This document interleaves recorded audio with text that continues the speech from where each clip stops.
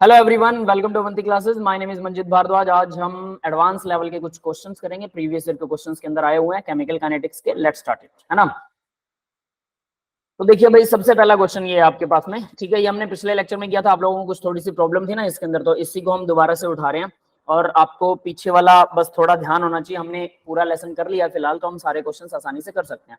तो देखिए बेटा, इसमें ये क्या कह रहा है, ये कह रहा है मैच करो, ठीक है, लिस्ट 1 को और लिस्ट 2 से, ठीक है। तो इसने बोला रेट जो है, यहां पर देखिए रेट, इसने क्या कहा है, के कांस्टेंट है और एक्स एस भी कांस्टेंट है। यहां लिखा हुआ है match the list 1 to the decomposition of X with respect to profiles in the list X S and K are constant. ये कांस्टेंट्स है, ठीक है। यानी कि आपके पास में के और एक्स एस ये तो कांस्टेंट्स हैं, जब ये प्लस में माइनस में। Under all possible initial concentration of x, x की सारी पॉसिबल इनिशियल कंसंट्रेशन के ऊपर कौन सा ग्राफ बनेगा। देखो ए बी सी, ये P Q R S T graph बना रखे हैं, इनमें से कौन सा सभी कंडीशंस के ऊपर फुलफिल होगा, ठीक है। क्वेश्चन समझ में आया? Yes sir. ठीक है। अब हम बात करते हैं, तो इसको कैसे चेक करें भाई। अब हमें ऑब्वियस सी बात है सारी कंसंट्रेशंस देखनी है। तो अगर मैं, क्योंकि ये प्लस है ना यहाँ पे, ये नीचे वाला ये प्लस जब भी आएगा तो देखो कांस्टेंट के प्लस में कंसंट्रेशन है। कंसंट्रेशन अगर बहुत कम है, बहुत कम, तो सिर्फ कांस्टेंट रह जाएगा। कांस्टेंट से कांस्टेंट क्या होगा, एक बड़ा कांस्टेंट आ जाएगा। समझ में आया? यानी रेट को मैं ये लिख सकता हूं। अब यहां ध्यान देना कि रेट को क्या लिखा जा सकता है। बहुत सिंपल सा ट्रिकी क्वेश्चन है और उसमें कुछ भी नहीं है।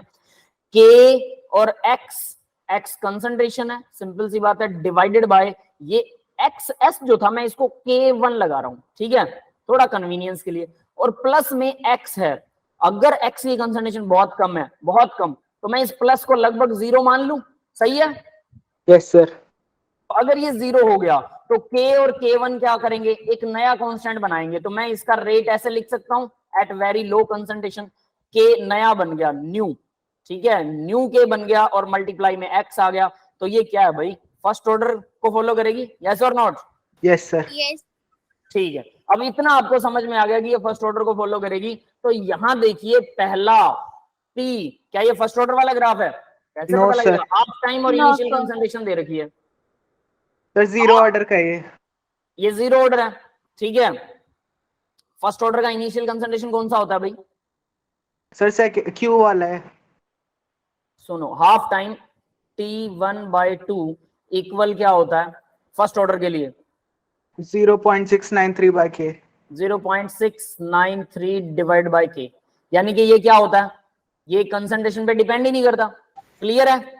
और यहां पर इन्होंने इनिशियल कंसंट्रेशन के ऊपर डिपेंड कर रखा है। और जैसे जैसे कंसंट्रेशन बढ़ाते हो टी हाफ का टाइम बढ़ रहा है, कंसंट्रेशन बढ़ाते हो टी हाफ का टाइम बढ़ रहा है, ठीक है। ये क्या है, ये 0 ऑर्डर के लिए है। Yes sir.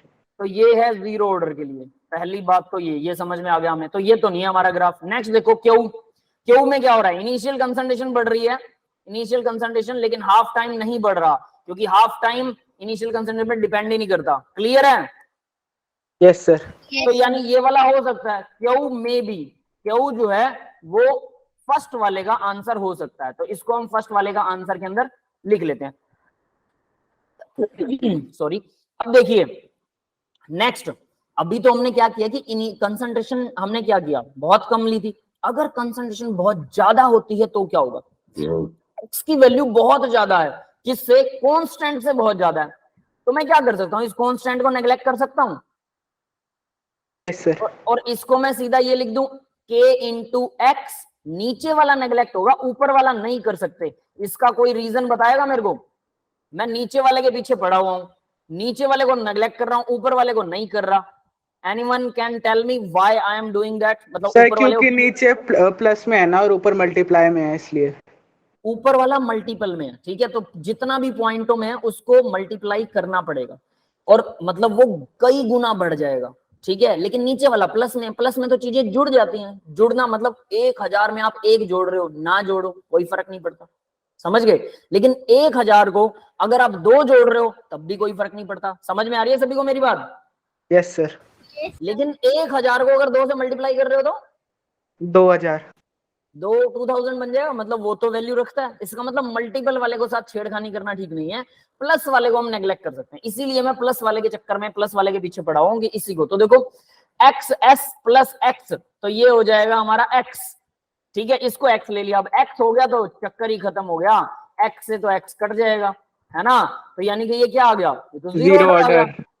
है ना, ये तो सारा ही खत्म हो गया, वो इक्वल टू के आ गया। तो यहां देखिए ये इक्वल टू के आ गया, तो जीरो ऑर्डर हो जाएगा। तो क्या ये जीरो ऑर्डर के लिए काम करता है? अभी half life initial concentration, but zero order के लिए हाफ लाइफ क्या होती है? A naught by 2k। A by two K, A naught sorry, A naught by two K, है ना। तो अब देखो क्या ये इनिशियल कंसंट्रेशन में डिपेंड करती है? बिल्कुल करती है। तो यहां पर ये वाला तो नहीं कर रहा है इनिशियल कंसंट्रेशन पे, तो पहला ग्राफ ये वाला हो सकता है, इसका मतलब ये सही, यस सर। ठीक है। तो इसका मतलब ये भी 1 को फॉलो करता है। क्लियर है भाई ये बात?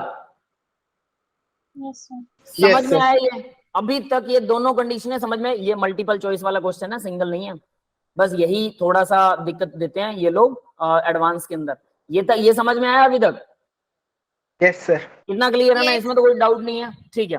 अब यानी ये पहले दोनों ग्राफ हो सकते हैं हमारे फर्स्ट ग्राफ के लिए। मॉडरेट होगा तो मॉडरेट के लिए तो भाई हम कुछ नहीं कर सकते कि इस के को भी लेना पड़ेगा, इसको जोड़ना भी पड़ेगा, जोड़ने के बाद जो भी बनेगा और जो भी आएगा वो लगभग, आप यूं तो नहीं कह सकते उसे फर्स्ट ऑर्डर है या जीरो ऑर्डर है, तो वो इंटरमीडिएट कहीं कुछ आएगा, या फिर हो सकता है ना भी आए, तो उसको तो हम नहीं लेने वाले, ठीक है। तो हम सिर्फ दो ही बात करेंगे, सबसे कम रेट और सबसे कम कंसंट्रेशन, सबसे high concentration.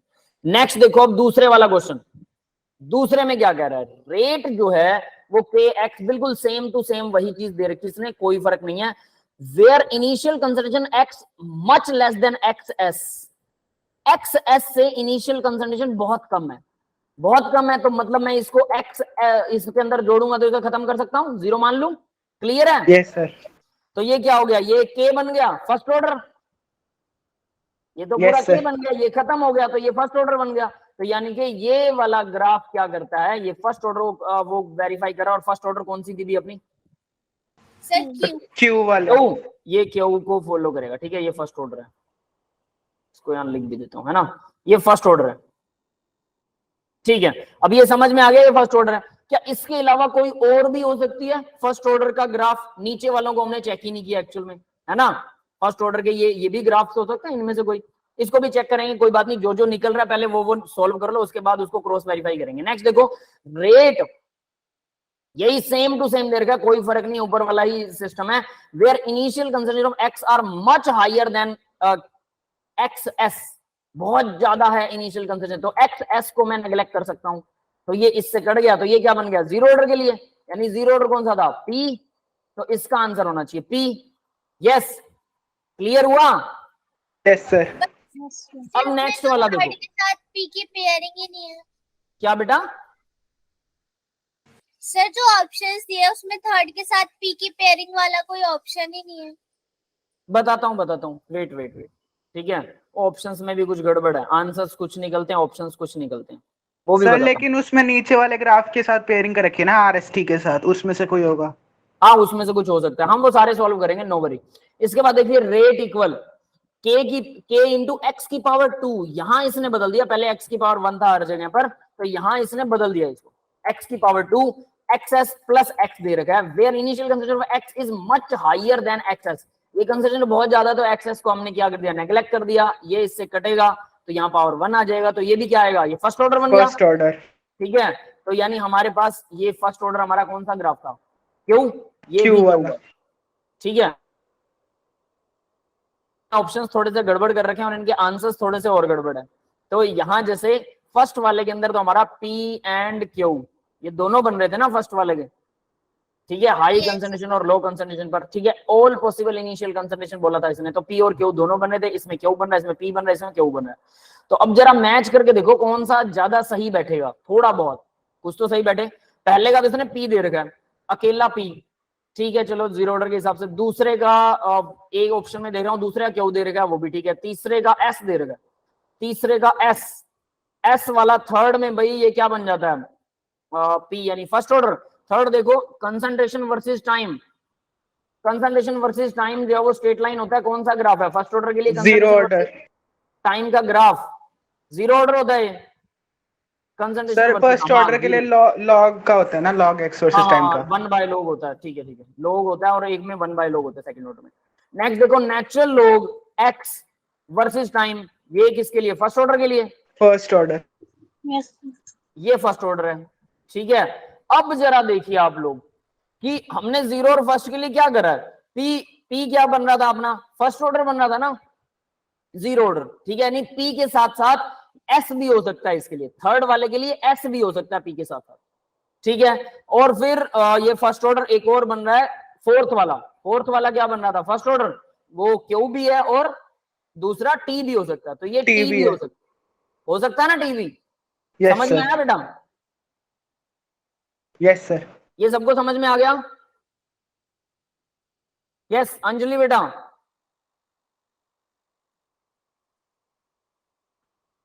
Anjali are you there? चलो कोई बात नहीं, शायद कहीं चली गई होगी। अब देखिए, अब यहाँ पर अब हमें बता दो क्या बेटा, सर, एक और बार बता दो।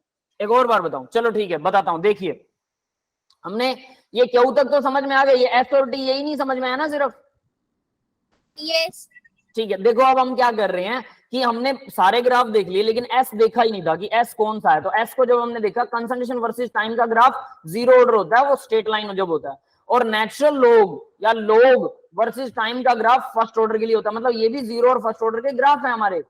और यहाँ एक और आ रहा है रेट वर्सेस एक्स का ग्राफ, रेट वर्सेस एक्स का ग्राफ, ये स्ट्रेट लाइन तो थोड़ा थोड़ा नहीं है ना, हल्का सा स्ट्रेट लाइन है, फिर उसके बाद में कर्व हो जाता है, जब इनिशियल कंसंट्रेशन बढ़ जाती है तो ये कर्व बन जाता है, तो ये सीधा नहीं हो सकता, यानी स्ट्रेट लाइन तो नहीं है ये। तो ये कौन सा ग्राफ है भाई, ये मे बी ये सेकंड ऑर्डर के लिए हो, ठीक है, ऐसे ग्राफ कुछ सेकंड ऑर्डर के लिए बनते होते हैं। तो यानी इसका अगर मैं इसका स्केयर कर देता हूं, कंसंट्रेशन का स्केयर, तो रेट वर्सेस कंसंट्रेशन जो वो सेम आएगा, ठीक है। बट एटलीस्ट इस ग्राफ को भी देखेंगे तो देखो हमने क्या किया, कुछ नहीं किया, सिर्फ एक्स के लिए देखा कि ये जीरो ऑर्डर है, ठीक है, एस के लिए, टी के लिए देखा है फर्स्ट ऑर्डर है। अब देखो जीरो और फर्स्ट ऑर्डर हमारा पी और क्यू भी बन रहा है, एस और टी भी बन रहा है, तो ये दोनों ग्राफ थर्ड के लिए बिल्कुल सही है। समझ में आया? यस ये थर्ड के लिए भी सही है, और पी और क्यू यानी कि फर्स्ट पी और क्यू के लिए भी सही है, और एस और टी के लिए भी सही है, थर्ड और फोर्थ वाले, तो ये दोनों के लिए आ रहे हैं। तो यहाँ अब हम करेक्ट ऑप्शन चूज करने का मतलब है कि आपको दो से ज्यादा ऑप्शन मिल रहे हैं, लेकिन जो इसने दिया, इसने तो एक एक दिया, तो उनमें से आपको चूज करना है कि कौन से वाला सही है। तो देखो पहले के लिए हम जब देखते हैं पी, पहले के लिए हमारा पी निकल रहा है, बिल्कुल निकल रहा है, दूसरे के लिए क्यू, वो भी सही निकल रहा है हमारा, तीसरे के लिए एस निकल रहा है, बिल्कुल निकल रहा है हमारा एस, भले ही पी भी निकल रहा है बट एस भी निकल रहा है, और फोर्थ के लिए टी, तो फोर्थ के लिए क्या टी निकल रहा है, बिल्कुल निकल रहा है, तो आंसर ए होना चाहिए। Yes sir. ये समझ में आया? अब बात ये आती है कि हम ये बात करेंगे, चलो ठीक है पी क्यू तो सही है, लेकिन ये वाला जो हमारा फर्स्ट वाला है, इसके अंदर तो सिर्फ पी हमने तभी दिया ना जब वो सिर्फ जीरो ऑर्डर था, वो तो ऑल ऑर्डर्स की कंसंट्रेशन की बात कर रहा, तो भाई जीरो ऑर्डर भी तो उसमें इंक्लूडेड है, उसने एक ऑप्शन तो उस हिसाब से सही दिया ही है, उसमें तो कोई डाउट नहीं है। ऐसे करके एडवांस वाले कंफ्यूज करते हैं और कुछ नहीं है सर, सिर्फ। समझ में आया? अब जरा इसका आंसर चेक कर लेते हैं, शायद इसके आंसर में भी कुछ खास मिले आपको। देखो इन्होंने भी दे रखा है भाई, ये देखो क्यू और टी, ठीक है, फोर्थ के लिए क्यू और टी दे रखा है, थर्ड के लिए ओनली एस दिया है, ओनली एस नहीं है, थोड़ा उससे भी कम ज्यादा है, डिफरेंस है। तो देखो इसको भी जरा सॉल्व करके देखते हैं इन्होंने क्या क्या दिया। देखो if the concentration low it follow first order, T half constant है, ओए ग्राफ, ठीक है, कंसंट्रेशन लो होती है तो फर्स्ट ऑर्डर करेगा, बिल्कुल सही, हमने फर्स्ट ऑर्डर ढूंढ लिया। कंसंट्रेशन हाई है तो जीरो ऑर्डर होगा, ये भी हमने ढूंढ लिया, कोई दिक्कत नहीं है। So concentration varies with linearly shown in graph, ये ग्राफ के अंदर इन्होंने कंसंट्रेशन दिखा दी, बाढ़ में जाए, ये मतलब इनको देखने की जरूरत नहीं, हम ये कर चुके हैं।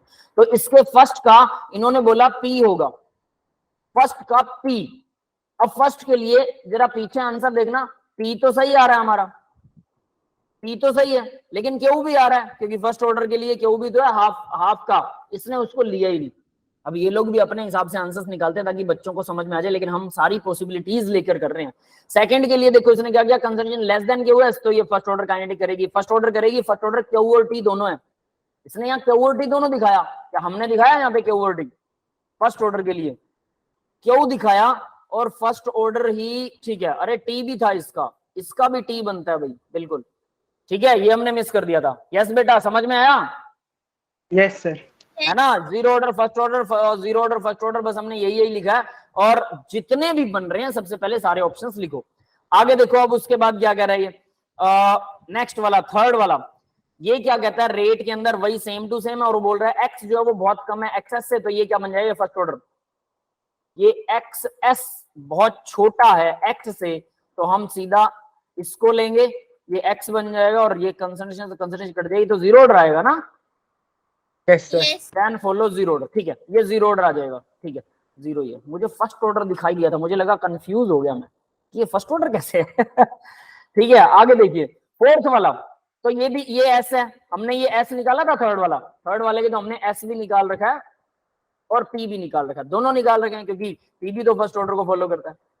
क्लियर है? यस आगे आगे देखो अब जरा नेक्स्ट वाले में, लास्ट फोर्थ वाले में इसने क्यू और टी निकाल रखा है, हमने भी क्यू और टी फोर्थ वाले को निकाला है।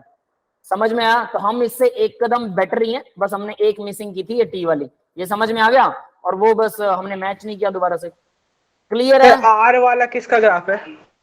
क्या आर वाला ग्राफ कौन से ऑर्डर का है? आर वाला जो है वो एक्चुअल में सेकंड ऑर्डर का ग्राफ है।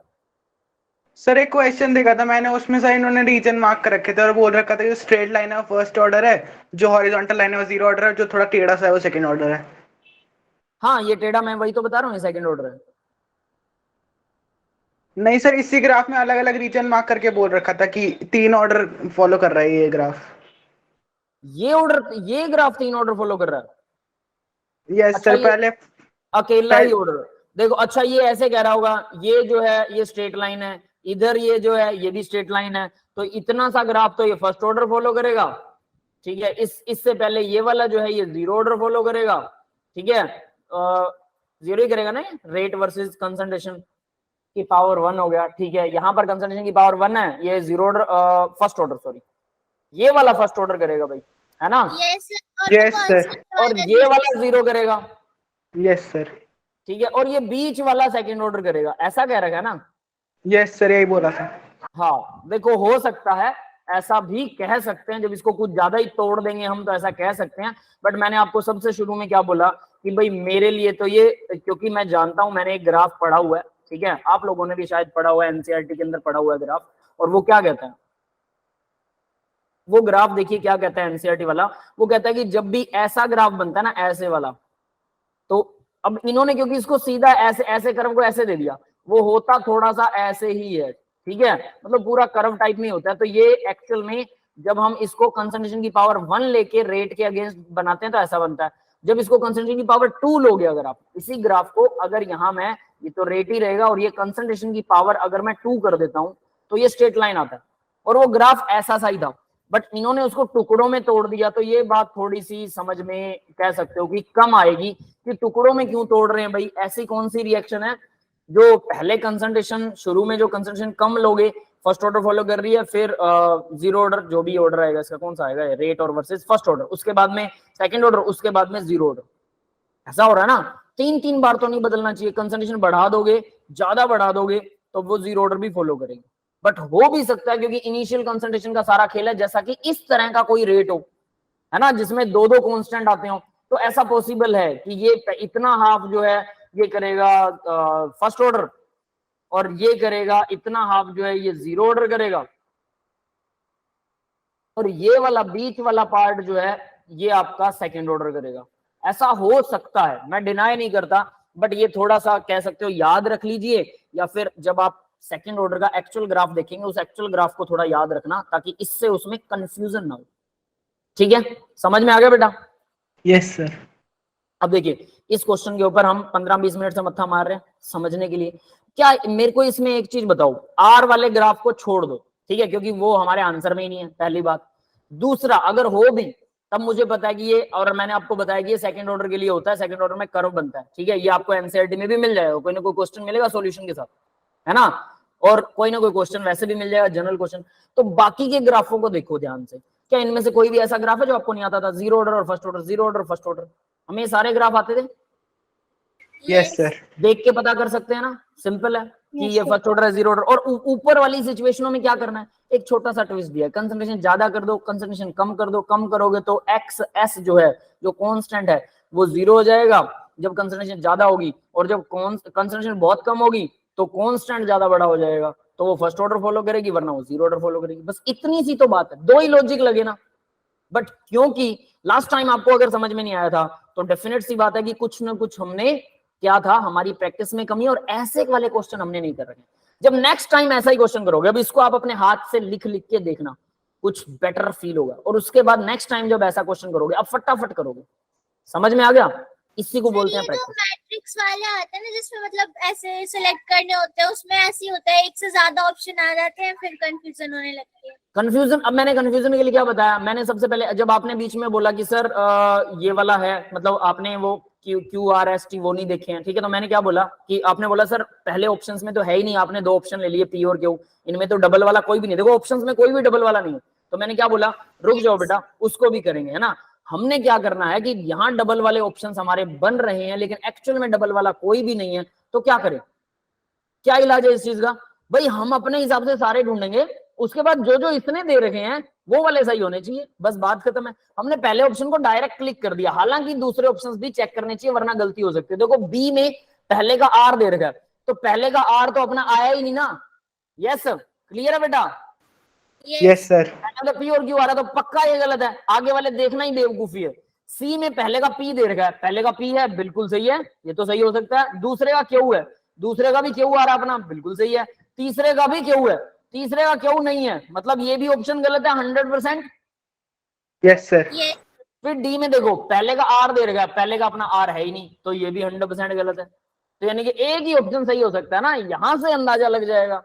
समझ में आया? ऐसे क्वेश्चंस की प्रैक्टिस करोगे ना बेटा, तभी कुछ कुछ समझ में आना शुरू होगा कि एडवांस में क्या होता है। एडवांस में ऐसी ही गलती होती है, सिली मिस्टेक्स, आता हमें सब कुछ है, याद रख लेना। इसीलिए मैं बोलता हूं पहले करो जो थ्योरी हमने करवाई, न्यूमेरिकल और क्या बोलते हैं उसको, सारे फॉर्मूलाज आपके फिंगर टिप्स में होने चाहिए। फिर एनसीईआरटी को रट लो, एनसीईआरटी का कोई भी क्वेश्चन, एनसीईआरटी बुक नहीं, एनसीईआरटी के एक्सरसाइज और जो सोल्ड एग्जांपल्स हैं, कोई भी क्वेश्चन मिस नहीं होना चाहिए।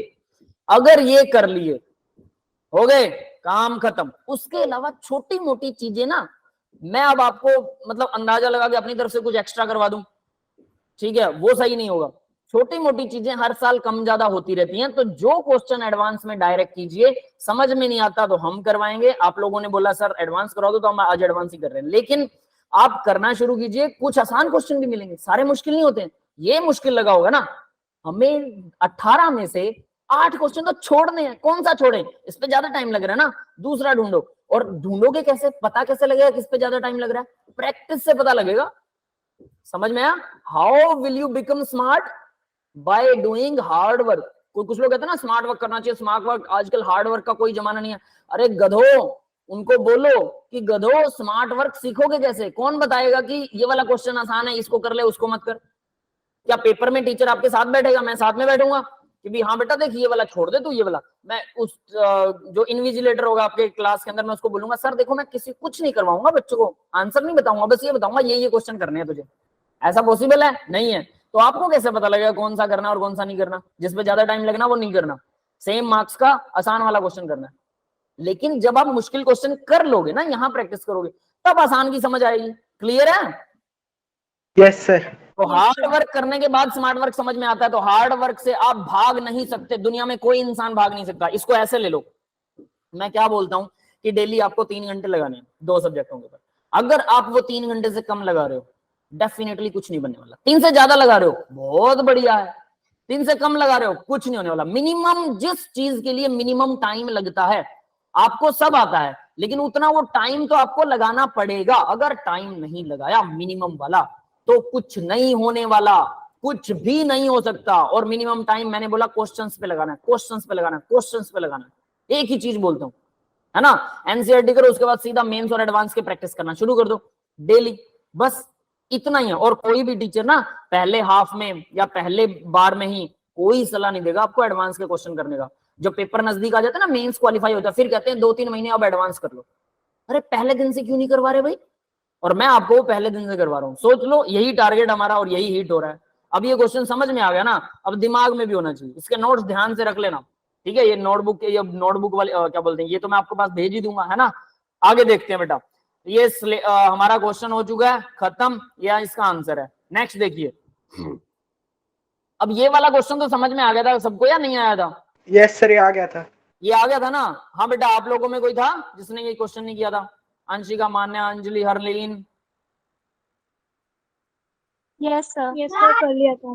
कर लिया था? ठीक है। अंजलि बेटा, आपने भी कर लिया था ये? No sir. आपने नहीं किया था? चलो ठीक है, मैं फटाफट इसको बता देता हूँ। देखो ये क्या क्या, आपने करवाया था और कहा था कि जो नहीं हो वो खुद से करके दिखाए। कोई बात नहीं बेटा, मैं बता देता हूँ, नो वरी। ठीक है, देखो इसमें क्या है, इस क्वेश्चन के अंदर वो कहता है कि ये कॉटन वूल के अंदर ना सोक्ड एक गैस है, कोई गैस है इसके अंदर, ये कॉटन का कपड़ा है और इसके अंदर एक गैस को, लिक्विड को, सॉरी गैस बोल रहा हूँ, लिक्विड को इसको सोक कर दिया गया, मतलब लिक्विड के अंदर कॉटन को डाला और लिक्विड उसमें भर गया। ये दूसरा लिक्विड है, इसके अंदर कॉटन है और इसके अंदर दूसरा लिक्विड है, वाई लिक्विड और एक्स लिक्विड। ठीक है, और ये क्या बोलता है, टोटल लेंथ जो है वो 24 सेंटीमीटर है और इनिशियल ये इतना जो है ये डी है, ये डिस्टेंस है किसका, एक्स। एक्स इतना दूर चलता है और यहां पर इनिशियल फॉर्मेशन ऑफ प्रोडक्ट होती है, मतलब इस जगह पर, इस रिंग के ऊपर इनिशियल फॉर्मेशन ऑफ प्रोडक्ट है। अब आप ध्यान से देखोगे तो ये डी है और ये वाला ज्यादा बड़ा है, दिख रहा ना, ये डिस्टेंस लॉन्ग है, ये डिस्टेंस शॉर्ट है। क्लियर है? ये तो पता लग रहा है ना? तो इसने क्या बोला कि 24 सेंटीमीटर लेंथ है टोटल, तो अगर मैं 24 में से डी को माइनस कर दूं तो मेरे पास बाकी का ये वाला डिस्टेंस आ जाएगा, है ना? अब ये क्या कह रहा है, देखो क्वेश्चन पढ़ो इसका। क्वेश्चन है the value of D in centimetre is estimated by grams law. Gram law से डी की वैल्यू निकालो। अब ग्राम लॉ क्या बोलता है, ग्राम लॉ ऑफ डिफ्यूजन है, डिफ्यूजन यानी कि गैस, इसमें वेपर, इस लिक्विड के वेपर निकलेंगे, दोनों वोलेटाइल लिक्विड है, ऊपर क्वेश्चन में यही समझा रखा है सारा का सारा, दोनों वोलेटाइल लिक्विड है और एक का मोलर मास दे रखा है 10 ग्राम पर मोल, दूसरे का दे रखा है 40 ग्राम पर मोल। ठीक है, इधर भी वोलेटाइल लिक्विड है, तो ये कहता है सबसे पहले प्रोडक्ट यहां पर बनेंगे, इसका मतलब ये वाला लिक्विड वोलेटाइल होकर यहां पहुंच गया, दूर डिस्टेंस कवर किया, इसने डिस्टेंस कवर किया कम। ये भी समझ में आ गया सबको? यस है ना? तो यानी जो एक्स वाला इसने डिस्टेंस कम किया, वाई वाले ने ज्यादा कवर किया और दोनों मिल गए और दोनों ने प्रोडक्ट बना दिया। अब वो कह रहा है ग्राम्स लॉ से आंसर निकालिए, पहला क्वेश्चन कि ग्राम्स लॉ के हिसाब से डी की वैल्यू निकालो। वो भी देखेंगे ग्राम्स लॉ क्या होता है, +1 में आया था वो कहीं। The experimental value of D is found to be smaller than the estimated obtain from Graham's law. D की वैल्यू जो है ना, ये ग्राम्स लॉ से जो डी की वैल्यू निकालेंगे, वो कह रहा है कि जो एक्सपेरिमेंट करके निकालते हैं वो और भी छोटी आती है, मतलब यहां आने की बजाय वो रिंग यहां बन रहा है, ये ऐसा कह रहा है। ठीक है, एक्सपेरिमेंट में तो कह रहा है कि यहां, मतलब जो वाई था उसने और भी ज्यादा ट्रेवल किया था, जबकि एक्सपेरिमेंट के अंदर ऐसा था, और जबकि हमने ग्राम्स लॉ से जो निकाला वो सही नहीं है वैल्यू। अब उसका रीजन बोल रहा है वो, ड्यू टू, किसके कारण सही नहीं है, तो ये ध्यान रखना भाई, बीच के अंदर क्या, increased collision frequency X with inert gas, बीच में यहां पर इनर्ट गैस भरी हुई है, ये भी आपके क्वेश्चन में दे रखा है, इनर्ट गैस भी भरी और वेपर भी आ जाते हैं। तो इनर्ट गैस क्या करती है कि कोलिजन जो है, एक्स का कोलिजन इनर्ट गैस के साथ ज्यादा है, एक्स अगर ज्यादा कोलाइड करेगा तो डिस्टेंस क्या करेगा, कम कवर करेगा। समझ में आया? Yes as compare to Y with inert gas, Y का कोलिजन कम है तो इसलिए वाई ज्यादा डिस्टेंस कवर करता है, तो ये तो इसका डी आंसर है सीधा सीधा। ठीक है, इसमें कोई डाउट नहीं है। सर बी भी तो हो सकता है ना इसका? क्या बेटा? इसका बी भी तो हो सकता है ना, larger mean free path for Y as compare to x.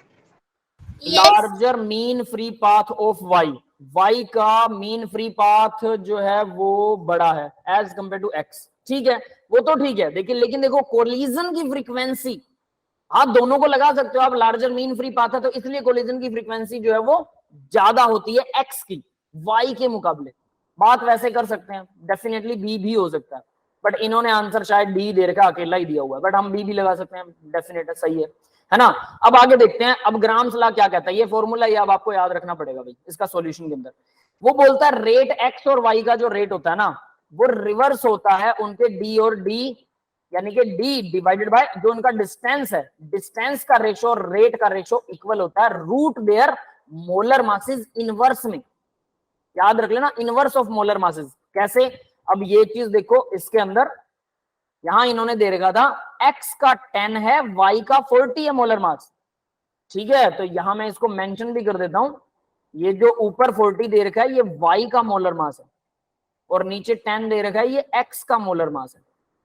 समझ में आ गया? तो inverse root of their molar masses, ratio of inverse root of their molar masses is equal to the distance ratio और equal to the rate of x and y।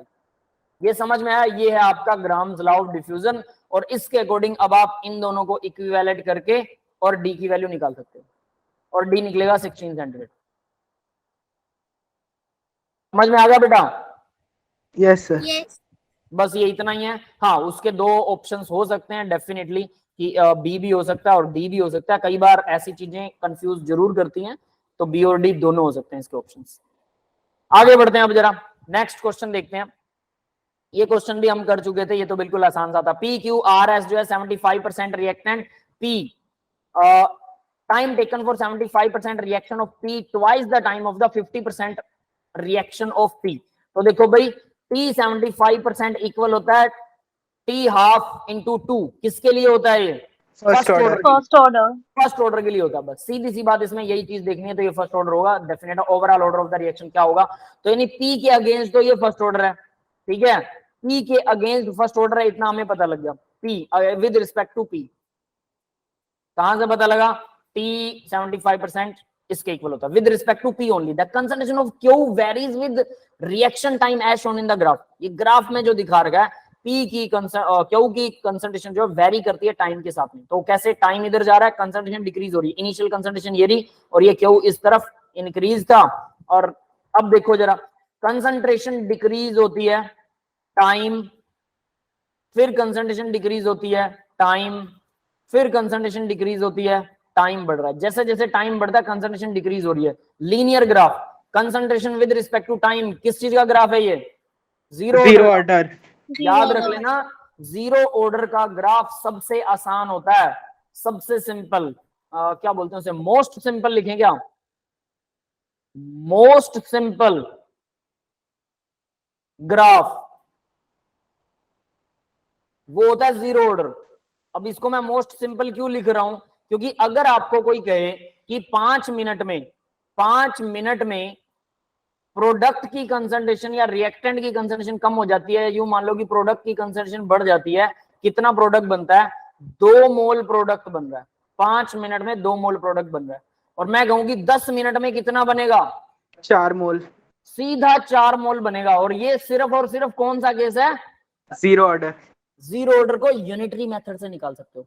तो क्या first order को निकाल सकते हो? फर्स्ट ऑर्डर में यही तो प्रॉब्लम है, फर्स्ट ऑर्डर नहीं निकलेगा। ऐसे टाइम बढ़ाते जाओ तो मतलब प्रोडक्ट भी उसी रेशो में बढ़ रहे हैं। देखो, टाइम बढ़ रहा है, प्रोडक्ट उसी रेशो में बढ़ रहे हैं, नहीं, वो नेचुरल लॉग के रेशो में बढ़ रहे हैं, है ना? ये समझ में आया? Yes, इस वजह से टाइम के साथ प्रोडक्ट उतना नहीं बढ़ते जितना बढ़ना चाहिए।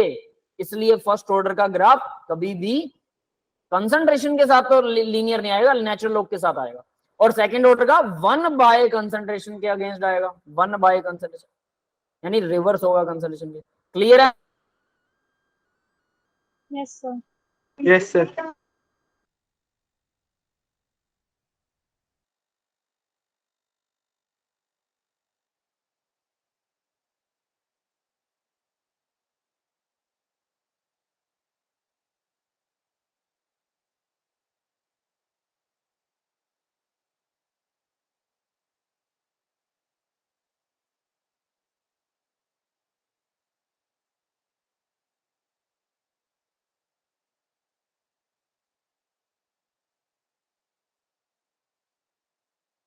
ऑर्डर 1 हो गया तो डी इक्वल 1।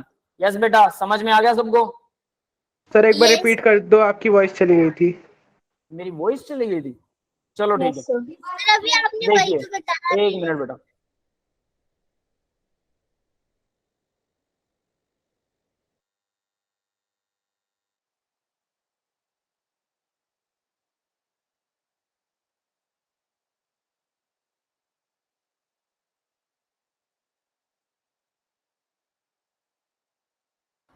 ठीक है, तो देखिए बेटा क्या होता है। आवाज आ रही है ना सबको अब? Yes sir. तो देखिए, मैंने क्या बोला कि पी के अगेंस्ट तो वो फर्स्ट ऑर्डर थी, हमने यहां से निकाला पी के अगेंस्ट, और क्यू के अगेंस्ट उसने ग्राफ दिया है, तो ग्राफ के अगेंस्ट तो वो जीरो ऑर्डर है। ठीक है, तो फर्स्ट और जीरो यानी कि 1, D is the right answer, first order. Yes, clear है? Yes sir. यस। ठीक है, अब आगे बढ़ते हैं भाई जरा। नेक्स्ट क्वेश्चन देखिए। अब ये जो क्वेश्चन है, इसको थोड़ा सा मैं आपको बता रहा हूं कि ये एक्सपोनेंशियल ग्राफ होता है कुछ, ठीक है, सीधा आंसर है। मैंने बाकी के ऑप्शंस नहीं उठाए इसमें, क्योंकि ना ये बहुत लंबे वाला ग्राफ बन रहा था, उसी साइड से जहां से मैंने आपको बोला वहीं से इसको क्रॉप किया मैंने, ठीक है। तो देखो IIT जेई में 2010 में पेपर 1 में ऑफलाइन के अंदर आया था ये, और ये आपको मिल भी जाएगा प्रीवियस क्वेश्चंस पेपर जब आप ढूंढोगे तो, ठीक है। मेरे पास ऑलरेडी भी है, आप अगर कहोगे तो मैं आपको शेयर भी कर दूंगा, नो वरी अबाउट दिस। तो देखिए इस ग्राफ में एक्सपोनेंशियल ग्राफ बनता है, ये यही आंसर है इसका, यही वाला। अब एक्सपोनेंशियल ग्राफ क्या होता है, हमने ये नहीं किया हुआ, तो मैं आपको अब एक्सपोनेंशियल ग्राफ बता देता हूं कि वो क्या होता है, ठीक है। जब भी अगर मैं कहूं कि y इक्वल e की पावर x है, समझ में आया बेटा, e की पावर x, अब x होता है इंडिपेंडेंट, y होता है इंडिपेंडेंट। अगर y इक्वल e की पावर x है तो सीधा सा ग्राफ कुछ ऐसे बनता है। मैं पूरा आपको चारों कोऑर्डिनेट्स बता रहा हूं, चारों कोऑर्डिनेट का मतलब समझते हो भाई, x एक्सिस y एक्सिस के दो दो कोऑर्डिनेट्स होते हैं, प्लस माइनस, सबको पता है? Yes sir. इतना तो पता होना चाहिए आई थिंक, है ना। नहीं पता तो बोल देना, कोई बात नहीं है, मैं फिर से बता सकता हूँ, बट आप लोग मैथ के स्टूडेंट हो, तो मेरे को जब आप लोगों ने बताया कि आपको लॉग वगैरह आता है, तो मुझे लगा कि बाकी की चीजें भी फिर आपको कॉमन तो पता ही होंगी, है ना। तो देखिए अब जरा, ठीक है, अगर नहीं पता हो तो बोल देना, कोई बात नहीं। तो देखो ये इस तरफ पॉजिटिव होता है 1 2 3 4 5 6, इस तरफ नेगेटिव होता है -1 -2 -3 एंड सो ऑन। ऊपर की तरफ पॉजिटिव होता है 1 2 3 4, है ना। नीचे की तरफ -1 -2 -3, यही होते हैं चारों कोऑर्डिनेट्स, आपको पता है। अब अगर ये एक्सपोनेंशियल ग्राफ आता है, तो एक्सपोनेंशियल ग्राफ जो होता है ना, दो तरह का होता है, याद रखना आप। टीचर के टिक की तरह, जैसा कि ये दिख रहा है आपको, ठीक है। और ये ऐसा नहीं होता, बिल्कुल ऐसा नहीं होता है, थोड़ा सा मतलब आपको मिसमैच है यहाँ पर, सिंपली मैं बता रहा हूँ। लेकिन एक्चुअल में ग्राफ कैसा होता है, तो मैं अगर उस एक्चुअल ग्राफ को बनाना चाहूँ, यहाँ अब आपको तो ये कोऑर्डिनेट्स बनाया मैंने सिर्फ ताकि आपको प्लस माइनस का याद आ जाए थोड़ा सा। वो ग्राफ ऐसा होता है, दिखा भाई टीचर के टिक की तरह, टीचर क्लिक लगाता है ना, क्लिक लगाता है, ये ग्राफ होता है e की पावर x। और अगर e की पावर -x हो तो -x, यानी y इक्वल e की पावर -x। सिर्फ दो ही एक्सपोनेंशियल ग्राफ आपको मिलेंगे, तो e की पावर -x वाला ग्राफ कौन सा होगा, वो उल्टा होगा। उल्टा मतलब पॉजिटिव एक्स एक्सिस से आएगा वो, यहां से और ऐसे जाएगा, ठीक है।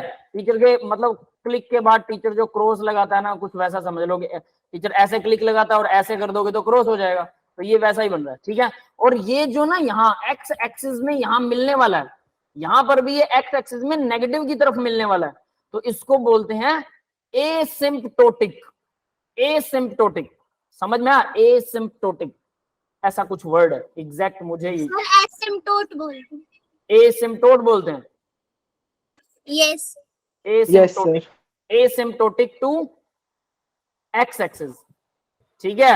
एक्स एक्सिस के अगेंस्ट एसिम्प्टोटिक मतलब लगभग मिलने वाला है, इसका मतलब पता है मुझे, बस ज्यादा मैं नहीं करता, पैरेलल हो जाता है। हाँ, लगभग मिलने, इन्फिनिटी पे मिल जाएगा ऐसा कुछ माना जाता है। इन्फिनिटी तो आती नहीं है, तो इन्फिनिटी पे मिलेगा क्या, कुछ नहीं मिलेगा, है ना। तो मुझे जितना मैथ आता है मैं उतना ही आपको बता रहा हूँ, ठीक है। आप बाकी आप मैथ आपको बेटर, आपने ये ग्राफ अगर वहां से कर रखा है तो आपको बेटर समझ में आएगा। तो ये समझ में आ गया भाई। तो y का ग्राफ y का जो एक्सपोनेंशियल ग्राफ है वो ऐसे ग्राफ्स होते हैं y के एक्सपोनेंशियल वाले, ठीक है। अब हम नीचे वाले ग्राफ को रब कर देते हैं, ठीक है। और अरे गलत कर दिया मैंने, इसको रब करना था, ठीक है। ये कोऑर्डिनेट्स को मैं रब कर रहा हूं यहां से, और अब आपको इस ग्राफ का भी मार्क लगा के दे रहा हूं, ठीक है। ये वाला ग्राफ जो है वही नीचे वाला है। क्लियर है सभी को, इतना तो समझ में आ गया ना? Yes sir. अब देखिए एक्सपोनेंशियल ग्राफ अगर आपको समझ में आ गया, एक्सपोनेंशियल के अलावा पैराबोला, हाइपरबोला ये भी होते हैं, ये याद रख लेना, ठीक है।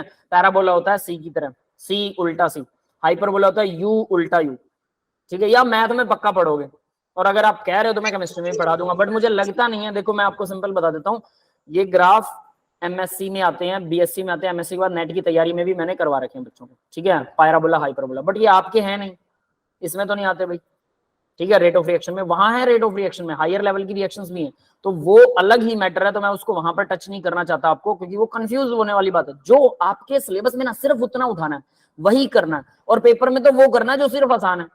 ये दिमाग में रखना, थ्रू आउट द ईयर मैं आपको यही चीजें बार बार समझा रहा हूँ, शुरू से ही समझा रहा हूँ, तो आपको वो दिमाग में जब तक आपका माइंड सेट हो जाएगा ना, तो पेपर क्रैक हो जाएगा। हमारा मेन एम ये है।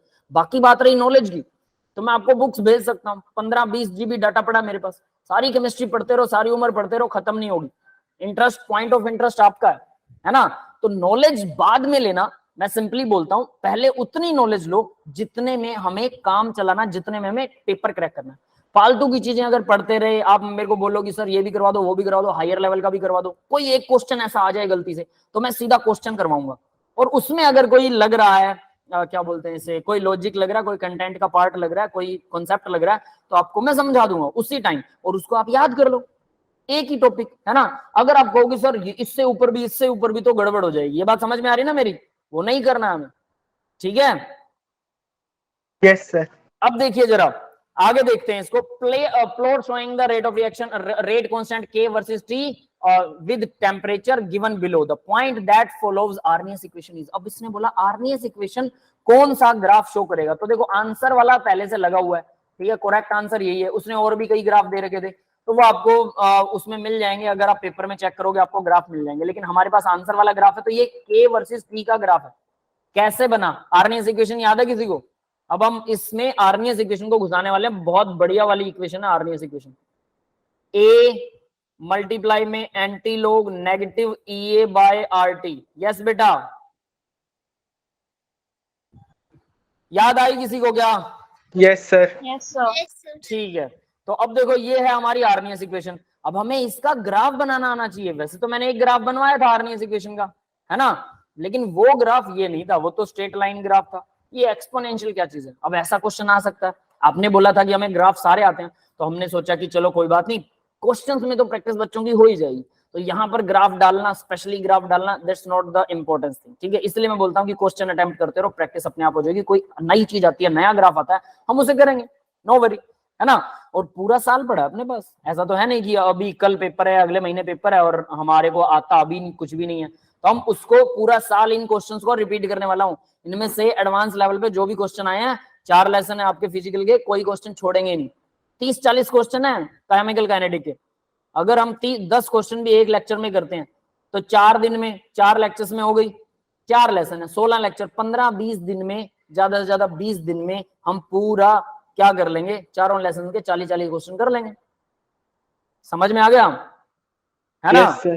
तो वो 15-20 लेक्चर लगाना है हमें, तो through out the year 15-20 lecture लगा ही सकते हैं, उसमें से एक ये लग ही रहा है। और कुछ आप भी मेहनत करोगे, एक्स्ट्रा भी कुछ एफर्ट्स कीजिए, कुछ एक्स्ट्रा क्वेश्चन सॉल्व कीजिए, वहां से आपके लिए ये वाले क्वेश्चन सॉल्व करना आसान हो जाएगा।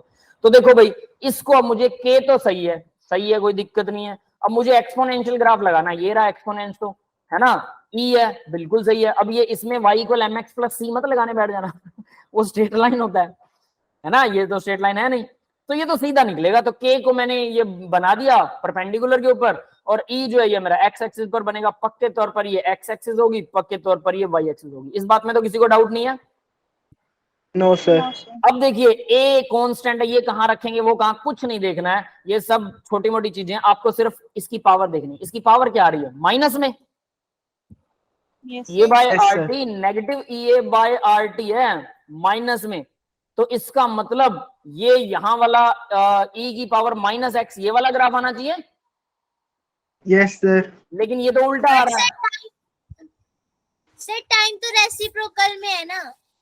टाइम रेसिप्रोकल में, बिल्कुल उसी को डिस्कस करेंगे, इसलिए मैं आपको वो चीज दिखा रहा हूं कि कहीं आपको कंफ्यूजन ना हो, हम हर बात को डिस्कस करना चाहते हैं, ठीक है। तो ये देखिए, तो होना तो ये चाहिए क्योंकि हमारा ग्राफ माइनस में, बट यहाँ ट्विस्ट क्या है, जैसा अंजलि ने बोला, तो देखिए यहाँ पर बेटा टेम्परेचर है, ओनली टेम्परेचर, और लेकिन हमारा तो यहाँ पे 1/T आ रहा है ना, ये समझ में आया?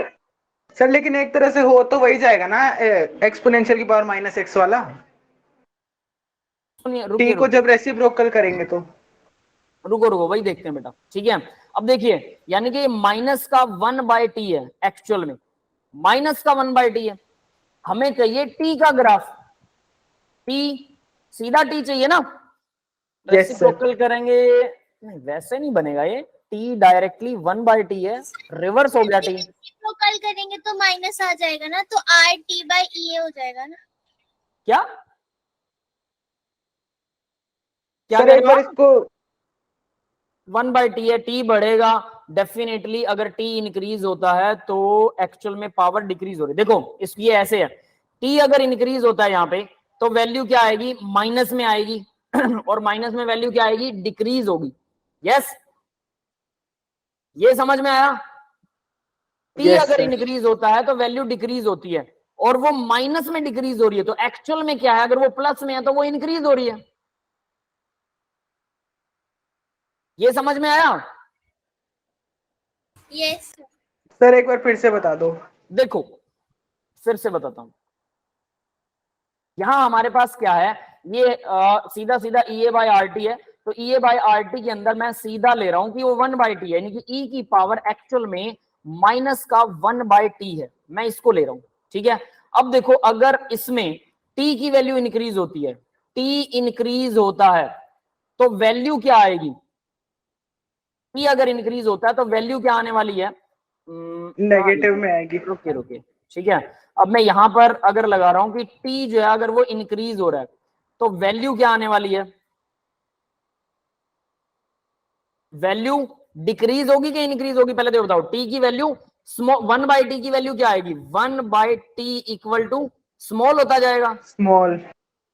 ठीक है, स्मॉलर द वैल्यू, अब negative 1/t equal small, equal क्या होगा, 1/t स्मॉल है, इसमें सिर्फ सिर्फ 1/t स्मॉल है, तो माइनस बाहर लगा हुआ है, तो इसका मतलब एक्चुअल में ये क्या है, ये बिग है, ये बढ़ रहा है। समझ में आया? Yes sir. यानी 1/t की वैल्यू अगर छोटी आती, मतलब t की वैल्यू बढ़ेगी, तो एक्चुअल में जो माइनस में एक्सपोनेंशियल की वैल्यू है वो बड़ी आएगी, वो पॉजिटिव की तरफ जा रही है। यस, क्लियर हुआ? तो यहां पर ये देखो e की पावर x है, मतलब वो बढ़ रहा है, इसकी पावर बढ़ेगी, यहां तो e की पावर -x का मतलब क्या है, वो पावर घट रही कम है, हो रही है। पावर की वैल्यू छोटी है। और यहाँ यही ट्विस्ट है इसके अंदर कि अंजलि ने मुझे बोला तो मेरे को भी लगा एक बार कि हाँ हाँ ऐसा होगा, फिर मैंने कहा नहीं सॉल्व करते हैं। ठीक है, तो t इंक्रीज होता है तो एक्चुअल में वैल्यू बड़ी होती है, छोटी नहीं होती, क्योंकि 1/t है, 1/t छोटा हो रहा है और वो माइनस में है तो वो बड़ा हो रहा है। समझ में यस आया? सर। है ना? Yes sir. बढ़िया मजेदार चीज है ना, घुमाने वाला है, दिमाग घुमाने वाला है। ठीक है, तो इसका मतलब बढ़ रहा है, तो भाई कुल मिला के वैल्यू पॉजिटिव है, तो एक्चुअल में वो ये वाला ग्राफ बनेगा। Yes, clear? और ये टीचर के टिक की तरह है, तो यहाँ इन्होंने थोड़ा सा ग्राफ भी ना थोड़ा सही नहीं दे रखा, बट एक्चुअल में वो ऐसा ऐसा कुछ होना चाहिए था, मतलब इससे मिलता जुलता सा ऐसे उठाना चाहिए था, है ना? बस इसको Yes, मिला sir. दिया इन्होंने, ये गलती कर रखी है, बट डोंट वरी, ये सिली मिस्टेक्स इस तरह की ना लगभग अंदाजे होते हैं, एग्जैक्ट चीजें नहीं हो सकती हैं, पॉसिबल नहीं होती कि हम ये कहते हैं ना कि ये वाला रूल है वो एग्जैक्ट, साइंस में ऐसा नहीं चलता, मैथ में होता है ये फॉर्मूला तो यही है, साइंस में क्या करते हैं वो थोड़ा सा ना उसको मिलता जुलता सा रंग दे देते हैं फालतू में। ठीक है, केमिस्ट्री में तो खासकर ऐसी चीजें आप देखने को मिलेंगी। केमिस्ट्री में मैं जनरली बोल देता हूँ, केमिस्ट्री वाले जो होते हैं ना वो कलर ब्लाइंड होते हैं। ट्रांसपेरेंट साल्ट आ रहा है उसको बोलते हैं कलरलेस, ट्रांसपेरेंट साल्ट, ठीक है, वैल्यूएबल है, कोई बात नहीं है, ट्रांसपेरेंट है ना, पानी ट्रांसपेरेंट होता है, यस सर। पानी को बोलते हैं कलरलेस है, ठीक है। व्हाइट अगर कोई साल्ट है, NaCl व्हाइट कलर होता है, पता है क्या बोलते हैं, कलरलेस है। अब ट्रांसपेरेंट भी कलरलेस है और व्हाइट कलर भी कलरलेस है, समझ गए, उसको कलर का नाम नहीं देते। अगर कोई रेड है, crimson red, brick red, blood red, फालतू में नाम करके, हो सकता है वो दिखने में येलो जैसा नजर आए, लेकिन उसको भी बोल देंगे थोड़ा थोड़ा येलोइश रेड है। यस सर, खाली रेड नहीं बोलते, अलग अलग रेड लगा देते हैं हम साथ में, है ना, येलोइश रेड, ग्रीनिश रेड, अरे कोई पूछने वाला हो, ऐसा कलर तो हमने देखा ही नहीं। उस रीत में उनको भी बेचारों को पता नहीं, वो कहते देखो इसमें थोड़ा थोड़ा ग्रीन दिख रहा है, हाँ, थोड़ा थोड़ा येलो समझ में आ रहा है, हाँ, लिख दो ग्रीनिश येलो, लिख दो ग्रीनिश रेड, कुछ भी लिख दो। तो केमिस्ट्री वाले तो ऐसे करते हैं गड़बड़, है ना? जब आप साल्ट एनालिसिस में ऐसा कुछ पढ़ोगे तो उनके कलर को भरोसा मत करना, केमिस्ट्री वालों का कलर का, है ना? जनरली ना लड़कियों को, गर्ल्स को कलर की बहुत अच्छी समझ होती है, वो बाजार में सूट के कलर और ये कपड़ों के कलर बहुत, मतलब उनके नाम लेती हैं अजीब अजीब, है ना, कई तरह के, मेरे को तो नाम भी याद नहीं है, एक भी नहीं है याद। ठीक है, वो कहते हैं ना अपने तो समझ से पा रहे हैं कलर वाला, मैं तो सीधा बोलता हूँ, मैं वो केमिस्ट्री दिमाग में घुस गई ना, थोड़ा बहुत भी कोई रेड नजर आ रहा है, रेड ही तो है ये, है ना, लेकिन बाजार में उसको कुछ और ही नाम होते हैं, कुछ ज्यादा ही अलग नाम होते हैं। आपको पता ही है, गर्ल्स को ज्यादा पता होंगे, क्योंकि गर्ल्स की वैरायटी और गर्ल्स को कहते हैं शायद कलर ज्यादा दिखाई देते हैं, उनकी समझ कलर में हमसे ज्यादा होती है मेल से, है ना? मेल्स को ज्यादा कोई फर्क नहीं पड़ता कलर से। ठीक है भाई, ये समझ में आ गया बेटा? तो ये एक्सपोनेंशियल ग्राफ क्लियर हो गया कैसे बना, बस इसमें मेन Yes. ट्विस्ट यही था कि ये माइनस वाली वैल्यू, इसको ध्यान रखिएगा, इस माइनस वाली वैल्यू को, ये एक इंपॉर्टेंट चीज है।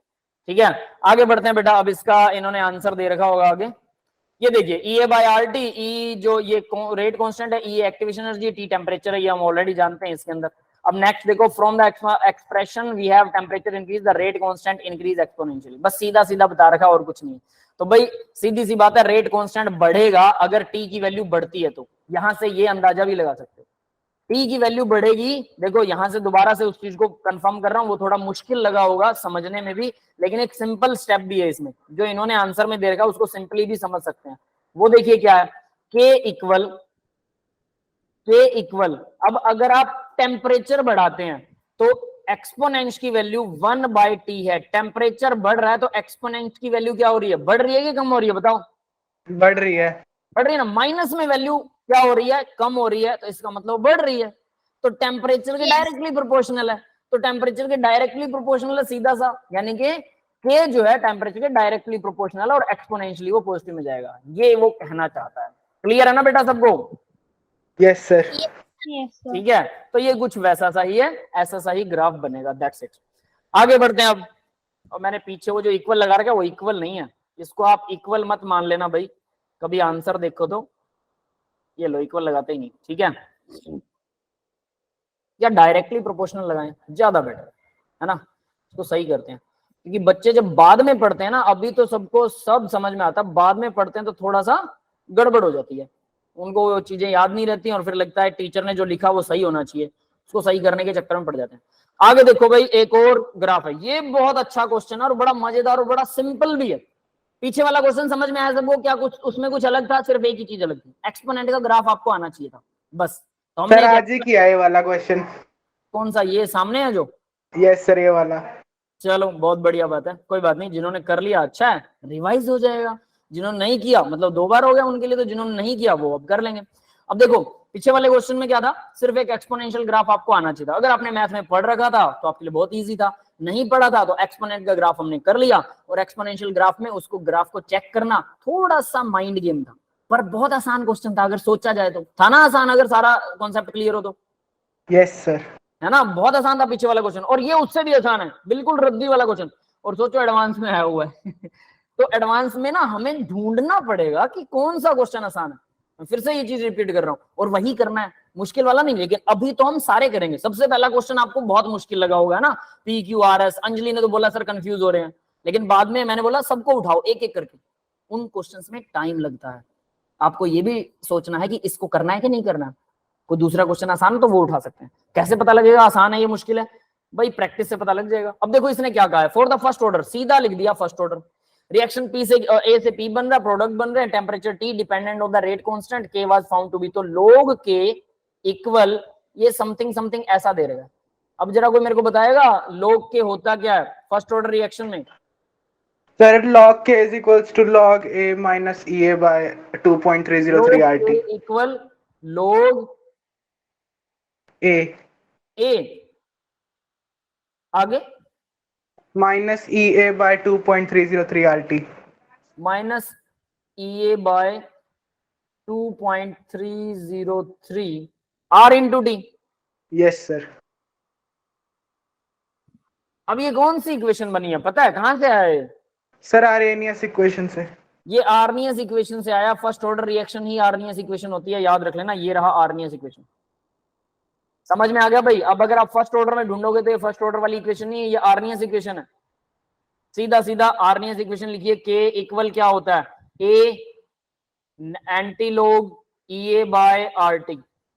अब आप क्या करो, इसके लॉग कर दो, दोनों का लॉग हो जाएगा, ठीक है। एंटी लॉग ये खत्म हो जाएगा, नेगेटिव EA बाय RT बच जाएगा। अब दोनों का लॉग हो गया, दोनों का लॉग कॉमन उठाइए, लेफ्ट राइट जाइए, ये मल्टीप्लाई में था, ठीक है। लॉग होने के बाद क्या होता है, मल्टीप्लाई वाला प्लस हो जाता है, लेकिन EA by RT already minus में है, तो मतलब वो साइन सेम रहेगा। समझ में आया या करके दिखाऊं? यस बेटा, सर आ गया। आ आ गया गया सर। ठीक है। तो यानी ये इक्वेशन बनेगी और इसी से हम इसको बना लेंगे सिंपल। तो वो भी आर्नियस इक्वेशन भी फर्स्ट ऑर्डर के ऊपर अप्लाई होती है। तो अब इसने बोला क्या बोला है, log के 2001/t, यानी कि इसने क्या किया, EA बाय R की वैल्यू भर दी और T ऐसा कैसा छोड़ दिया, तो हम इसको उस हिसाब से लिखेंगे। तो देखो log के इनका जो हिसाब है ना, और ये क्वेश्चन बड़े मजेदार होते हैं, आपको ना बड़ा मजा आएगा इनको करने में। 2000, ठीक है, बस आपको सिमेट्रिकली ढूंढना होता है कि कौन किससे मैच कर रहा है। +6, तो देखो जरा 6.0 है।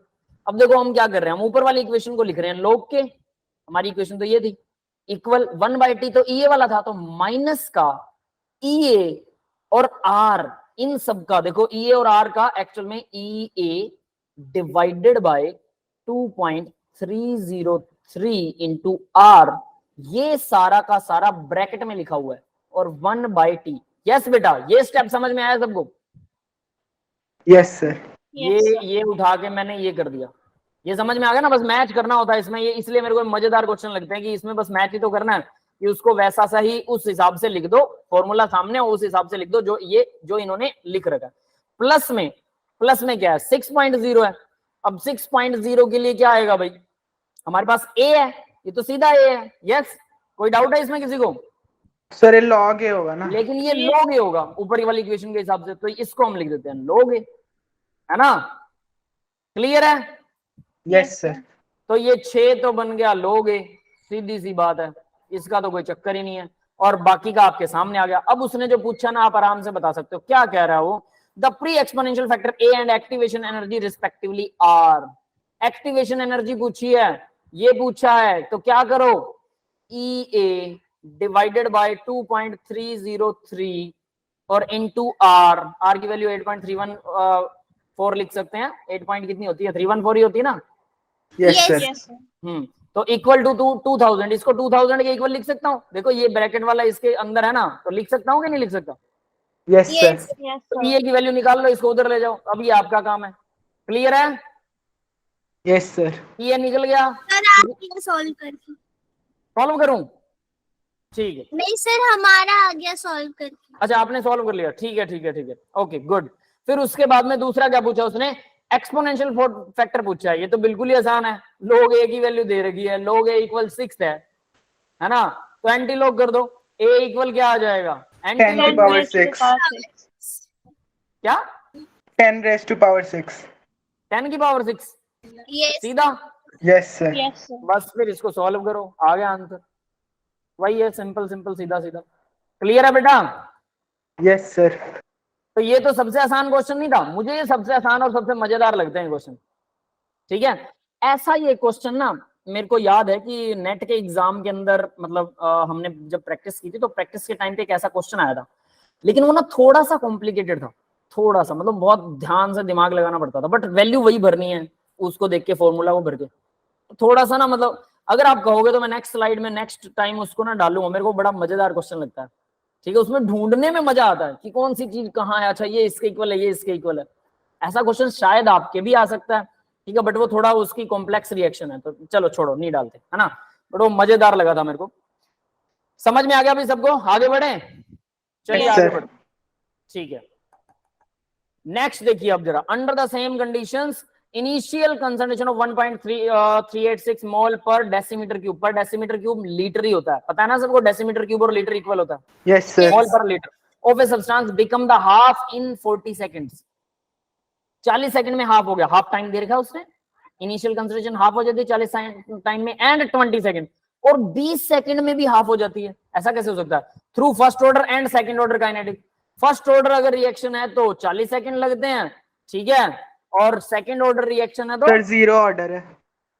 सॉरी जीरो ऑर्डर, हाँ जीरो ऑर्डर, अगर 20 सेकंड लगते हैं तो जीरो ऑर्डर रिएक्शन है, ठीक है। Respectively the ratio of K1 and K0, यानी कि K1 का मतलब है फर्स्ट ऑर्डर का K और K0 का मतलब है जीरो ऑर्डर का K, of the rate constant for first order K1 and zero order K2 of the reaction is. तो इन्होंने रेशियो पूछा है, सीधा सीधा। क्लियर है? कैसे पता लगेगा? बहुत सिंपल है, आंसर देखो बिल्कुल सिंपल कर रखा है इन्होंने। जीरो ऑर्डर के लिए क्या होता है भाई, टी हाफ की वैल्यू निकाल लो, यहाँ पे फॉर्मूला लिख लो, सबसे अच्छा काम तो यही है। टी 1/2 जीरो ऑर्डर के लिए कितना होता है, बताया कोई मेरे को? Sir A not a note divided by 2K। ये किसके लिए है? Zero order. जीरो ऑर्डर के लिए, ठीक है। अब फर्स्ट ऑर्डर के लिए क्या होता है भाई, हाफ टाइम 0.693 by k. 0.693 है ना, 0.693 डिवाइडेड बाय k. के, बस हो गया। यहां से के की वैल्यू निकाल लो, दोनों में के की वैल्यू को दोनों को डिवाइड कर दो। ये किसके लिए है, जीरो ऑर्डर के लिए, ये किसके लिए, फर्स्ट ऑर्डर के लिए, बस बात खत्म।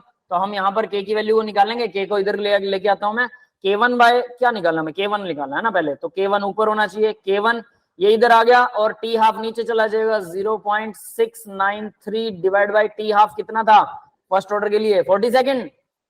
Yes sir. और Yes, k0 के लिए k0 यानी k0 उधर जाएगा, टी हाफ इधर आ जाएगा, तो a नोट, अब यहाँ पर a नोट है, a नोट की वैल्यू दे रखी है 1.386, इनिशियल कंसिडरेशन यही है ना, यस सर। है ना, Yes. Divided by 2 into half time कितना दे रखा, 20 सेकेंड, बस खत्म,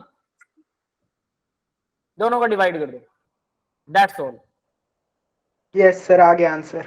आ गया ना आंसर, बस सीधा सीधा, बाकी का काम अब आपको करना है। क्लियर है बेटा, याद रखना मैं कैलकुलेशन अगर नहीं करता हूं तो आपको करनी है वो, क्योंकि मेरे को प्रैक्टिस से फायदा नहीं होने वाला, ये आपको भी पता है, मल्टीप्लाई डिवाइड, लेकिन आपको अपनी स्पीड बनानी है और बहुत ज्यादा बढ़ानी है। ऐसे आंखें से देखते ही 6/4 आ रहा है, ये जीरो लग जाएगी, ये 7/4 है एक्चुअल में, और जीरो से जीरो कैंसिल, आंखों से देख के फटाफट करना आना चाहिए। 7/4 अप्रोक्सीमेटली 2 के इक्वल होगा, 4 बन जा, और कितना आएगा फिर उसके बाद 3 और 0, 4 7 28 होता है, 4 8 32 होता है, लगभग 8 1.8 के आसपास आएगा ये, है ना। और बाकी के पॉइंटों का हिसाब कर लो, तो यानी k1 बाई k2। अब नीचे वाला अगर लगाते हैं 2 दूना 4, ये भी 40 बन गया, और ऊपर 1.3 है, यानी 13 को 4 से डिवाइड करना है, 4 या 12, 3 पॉइंट समथिंग आएगा, दोनों को डिवाइड करो, फिर ऐसे करके कैलकुलेशन हार्ड एंड फास्ट जल्दी जल्दी आनी चाहिए। क्लियर है सर, ये 693 और 1.386 डायरेक्टली कट रहे हैं एक दूसरे से। ये सब मल्टीपल है। कौन से यस सर, 693 1 पे कट जाएगा और 13862 2 पे डायरेक्टली। अच्छा, ये इसका डबल है क्या, हाँ Yes, हो सकता sir. है, Yes, sir. बिल्कुल और बिल्कुल। 40, 3 दूना 40 6, 9 दूना 18, 6 दूना 12, 13, ठीक है, बिल्कुल 1386। यस, अब देखो उन्होंने तो बड़ा सोच समझ के क्वेश्चन दिया ना, उन्होंने वैल्यूज ही ऐसी दी हैं कि वो कट जाए, है ना, मतलब आसान क्वेश्चन दिया है भाई, कटना भी आसान, सीधा सीधा वैसे भी आसान, कितना इजी क्वेश्चन है ये आप लोग सोच सकते हो। क्या चाहिए, सिर्फ हाफ टाइम का दोनों का फॉर्मूला याद होना चाहिए, है ना, बस। और ये क्वेश्चन आया था 2008 में पेपर 1 के अंदर, आईआईटी के अंदर, एडवांस के हैं सारे के सारे, मैं फिर से बता देता हूँ, सिंगल करेक्ट आंसर वाले हैं एडवांस के, 3+ होंगे और -1 होगा अगर गलत हुआ तो, 3 नंबर का क्वेश्चन और इतना इजी है, सोच सकते हो। तो एडवांस लेवल के एनसीईआरटी से बाहर नजर आ रहा है क्या कुछ, 1-2 क्वेश्चन आते हैं, और मैंने बोला कि जब एनसीईआरटी सारी आ जाएगी तो 1-2 क्वेश्चन हम प्रैक्टिस करेंगे, बार बार प्रैक्टिस करेंगे और वो आ जाएंगे। समझ में आया मैं क्यों कह रहा हूं, आई एम जस्ट प्रूविंग कि मैं जो स्टेटमेंट दे रहा हूं आपको बिल्कुल सही है बेटा, आप उसको फॉलो करते हैं तो मतलब ही नहीं है कि आप फेल हो जाएं, लेकिन मुझे हर रोज क्वेश्चंस चाहिए, 3 क्वेश्चन एडवांस के कर लो, 7 क्वेश्चन एनसीईआरटी के कर लो, और बार बार रिपीट करते रहो, बस यही करना और कुछ नहीं करना। ये होने के बाद बात आती है इनऑर्गेनिक केमिस्ट्री की, और फिर उसके बाद आती है फिजिकल के बाद इनऑर्गेनिक। इनऑर्गेनिक बहुत आसान है, उसमें कुछ करना ही नहीं है, वो सिर्फ लर्निंग पावर है, बस रोज रिवाइज करते रहो, हल्का हल्का 10 मिनट 20 मिनट देख लिया, आंसर रिवाइज हो जाएगा डेली। फिर बात आती है ऑर्गेनिक। ऑर्गेनिक में ऐसे ही फिजिकल के जैसी ही प्रैक्टिस चाहिए, क्लियर है ये बात, ऑर्गेनिक में फिजिकल जैसी प्रैक्टिस चाहिए, ये याद रखना, तो उसकी भी प्रैक्टिस हम करेंगे, नो वरी, ठीक है। सर, ऑर्गेनिक के क्वेश्चन करवाओगे आप, मतलब के एडवांस लेवल के? हाँ बिल्कुल करवाएंगे, ऑर्गेनिक तो प्रैक्टिस बहुत सारी करवाएंगे बेटा, ऑर्गेनिक करवाऊंगा, फिजिकल करूंगा, इनऑर्गेनिक के एडवांस लेवल के क्वेश्चंस जो हैं वो आप खुद देख लेना, इतना तो कर सकते हो ना, मतलब मुझे लगता है वो रीडिंग वाले हैं सारे, ठीक है। सर इनऑर्गेनिक में तो डायरेक्ट आ जाते हैं, बस याद करना। हाँ याद होना चाहिए, वही बता रहा हूँ बेटा, याद होना चाहिए, नहीं याद है तो उस टाइम पेपर में डायरेक्ट याद कर लो, कुछ कुछ चीजें तो अच्छी हो जाएंगी, कुछ कुछ उसको रिवाइज करते रहना, मैं आपको टाइम टू टाइम बताता रहूंगा, होमवर्क देता रहूंगा कि ये कर लो, और इतना करना जरूरी है अगर इनऑर्गेनिक वीक है तो, वरना ऑर्गेनिक और याद रखना, फिजिकल बच्चों की, आईआईटी वाले बच्चों की फिजिकल अच्छी होती है केमिस्ट्री, ठीक है, बट बेस्ट एवर नहीं होती है, एडवांस में मार्क खा जाते हैं, अच्छी होती है बट एडवांस में मार्क खा जाते हैं। हम एडवांस को उठा रहे हैं तो एडवांस में आपको मार नहीं खाने देंगे, बट उन्हीं बच्चों की ना, नॉन मेडिकल वालों की ऑर्गेनिक केमिस्ट्री बहुत वीक होती है, तो ऑर्गेनिक केमिस्ट्री पर हम फोकस और भी ज्यादा करेंगे, और इस पे भी एडवांस लेवल पर फोकस करेंगे, दोनों पर फोकस करने वाले हैं। तो समझ लेना केमिस्ट्री तो हमारे पकड़ में आएगी, और ऐसी आएगी कि मतलब मेरा टारगेट रहेगा कि आप 10 से 15 क्वेश्चन के बीच में आराम से कर सको, 10 से ऊपर ही करो और 15 तक क्वेश्चन अटेम्प्ट कर सको केमिस्ट्री में, ताकि आपके मार्क्स अच्छे आ सके। समझ गए? चलो अब आगे बढ़ते हैं, नेक्स्ट देखते हैं बेटा। हाँ, अब ये क्वेश्चन देखिए, बहुत आसान क्वेश्चन है, इसका आंसर 3 दे रखा है इन्होंने। वो कह रहा है AgBH प्रोडक्ट बना रहा है, when considered both reactant are doubled, दोनों को डबल कर दिया, G एंड H को डबल कर दिया, the rate increase by 8 time, rate 8 गुना बढ़ गया। तो देखो मान लो कि रेट जो है, मैं यहाँ सिंपल लिख रहा हूं, कुछ भी नहीं करना आपको, रेट जो है वो K इंटू, K तो होता ही है, हमें पता ही है ना, K इंटू G की कंसंट्रेशन किस पर डिपेंड कर रहा है, सपोज वो अल्फा है, ठीक है, और H की कंसंट्रेशन किस पे डिपेंड कर रहा है, वो बीटा है। ये बात समझ में आई? Yes yes sir. अब वो कह रहा है कि कंसंट्रेशन कर दी डबल, तो कंसंट्रेशन डबल कर देते हैं। तो यहां अगर मैं इसको कंसंट्रेशन को डबल करूं 2G की पावर अल्फा, ठीक है, तो यानी 2 की पावर अल्फा हो जाएगी, सीधी सी बात, और यहां भी 2H की पावर अल्फा, बीटा सॉरी, ठीक है, तो सीधा सीधा मैं कह दूं कि 2 की पावर अल्फा और 2 की पावर बीटा लिख सकता हूं। सर तो देखिए यस G की पावर अल्फा, इसको मैंने बाहर निकाल लिया, 2 को मल्टीप्लाई में 2 की पावर अल्फा, नहीं पहले मैं वो लिख रहा हूं, ठीक है, H की पावर भी मैंने बीटा लिख दिया, ठीक है, और मैंने क्या किया, मल्टीप्लाई में इनके, अब मैं लेके आ रहा हूं 2 की पावर अल्फा मल्टीप्लाई में 2 की पावर बीटा। क्लियर है? अब इसने क्या बोला, ये समझ में आ गया ना? अब इसने क्या बोला, 8 गुना हो गया, तो यानी 2 की पावर अल्फा मल्टीप्लाई में 2 की पावर बीटा इक्वल क्या है, 8 गुना। अब जरा सोचो रेट क्या हो सकता है, अगर दोनों का रेट, तो ओवरऑल 2 3 तो अपने पास ऑर्डर हैं सारे गिनती के, 0 ऑर्डर कर दो, अगर ओवरऑल रिएक्शन 0 ऑर्डर है तो दोनों के ऊपर 0 लगेगा, यस सर। कोई फर्क नहीं पड़ने वाला। 0 ऑर्डर में हमें पता मल्टीपल तो होता नहीं, 0 ऑर्डर तो हो ही नहीं सकती। मान लो फर्स्ट ऑर्डर है, फर्स्ट ऑर्डर, दोनों को फर्स्ट ऑर्डर करेंगे 4 गुना, नहीं हो सकता। तब भी नहीं होगा। सेकंड ऑर्डर है, दोनों को 2 दूना 4, 2 दूना 4, 16 गुना हो जाएगा, यानी ना फर्स्ट है ना सेकंड है, दोनों के बीच में है कहीं, एक को सेकंड कर दो, एक को फर्स्ट कर दो, आंसर आ गया। Yes yes sir. Hit and trial method. हाँ बेटा, सर डायरेक्ट भी तो आ रहा है, 2 की power alpha plus beta is equals to 2 की पावर 3, तो फिर ओवरऑल 3 आ गया। 2 की पावर, सर जैसे जो LHS है हमारा, उसको 2 की पावर अल्फा प्लस ठीक है, बीटा देखो वो ऐसे कर देते हैं, 2 की 2 की power power alpha plus beta आएगा, ठीक है, और इक्वल टू आ जाएगा यहाँ 2 की पावर 3 आ जाएगा, तो 3 क्या लिखें, अल्फा प्लस बीटा जो है वो इक्वल टू 3 आ जाएगा। हाँ ये भी मैं बता रहा था, लेकिन मैं तो ये बोल रहा था कि देख के ही, वो आगे का सोल्व करेंगे, नो वरी, अब देख के ही पहले पता लग रहा है ना, कि हिट एंड ट्रायल में तो सीधा हो जाएगा, 0 ऑर्डर हो नहीं सकती, ओवरऑल फर्स्ट ऑर्डर ओवरऑल नहीं है, सेकंड ऑर्डर ओवरऑल नहीं है, लेकिन फर्स्ट ऑर्डर तो कम मल्टीपल हो रहा है, सेकंड ऑर्डर ज्यादा हो रहा है, तो इन दोनों के बीच में यानी एक फर्स्ट एक सेकंड, बात खत्म है ना। अब देखो 3 आ गया, अल्फा बीटा 3 है, दोनों का टोटल 3 करना है, एक 1 होगा एक 2 होगा, पता ही है, बात ही खत्म। यस क्लियर है ना? यस आसान क्वेश्चन था ये भी, और सर 3 मार्क्स का क्वेश्चन है, देख लो ये भी 3 मार्क्स का क्वेश्चन है, -1 होगा अगर गलत करोगे तो, है ना, -1, 25% गलत निकालते हैं, 25 आएगा, 33%, 33% गलत। ये भाई एक्सप्लेनेशन दे रही है, बहुत सारे जोड़ जुगाड़ कर के, मुझे ये ना बहुत ढंग से मैंने देखा इसको, मेरे को मजा नहीं आया इसमें, मेरे को बहुत ढंग से समझ में नहीं आई। समझने का मीनिंग है कि बहुत बकवास लेवल पर सॉल्व कर रखी है, तो हमने जो किया है वो बेटर है। समझ में आया बेटा? मैं सॉल्यूशंस इसलिए भी देखता हूँ कि कई बार सॉल्यूशन से ना हमें एक और अच्छा सॉल्यूशन ढूंढना आ जाता है, तो अपना वाला मेथड भी लगाइए, दूसरों के मेथड भी सीखिए। इसमें मैंने सीखने की कोशिश की है, रद्दी बकवास लेवल है, फिर भी आप करना चाहो तो कर सकते हो, हमारे वाला मेथड तो सीधा है ही। ठीक है, आगे बढ़े? Yes sir. ठीक है, तो नेक्स्ट देखिए भाई, नेक्स्ट एक क्वेश्चन है, तो यहां पर मैं आपको एक चीज बताता हूँ, इस क्वेश्चन में मेरे को एक मिसिंग लिख दी, which of the following plots are correct to the given reaction, और ये जो है ये फर्स्ट ऑर्डर है, सबसे पहली बात है, ये अब आपको पता होना चाहिए, है ना, और ये शायद इसमें मिसिंग है इस क्वेश्चन के अंदर। तो ये सीधा आंसर दिखा रखा है मैंने, उसमें कुछ भी नहीं है, ये पी है, ये क्यू है, पी से क्यू बन रहा है, तो भाई कैसे बन रहा है, यहाँ पर OH है, OH अटैक करेगा, ठीक है, और Br यहाँ से चला जाएगा, NaBr अलग हो गया। ये वैसे SN2 SN1 मैकेनिज्म हम ऑर्गेनिक के अंदर करेंगे, +2 के अंदर ही आएगा ऑर्गेनिक का पार्ट, ठीक है, उसमें ऐसी रिएक्शंस आएंगी, ठीक है। तो ये 3 डिग्री कार्बोकैटायन बनेगा, स्टेबल होता है तो पहले ये हटेगा, फिर उसके बाद जुड़ेगा, ठीक है, तो ये SN1 सर हमें पहले से पता होना चाहिए कि ये फर्स्ट ऑर्डर है। हाँ ये पता होना चाहिए भाई, SN1 क्लियर है।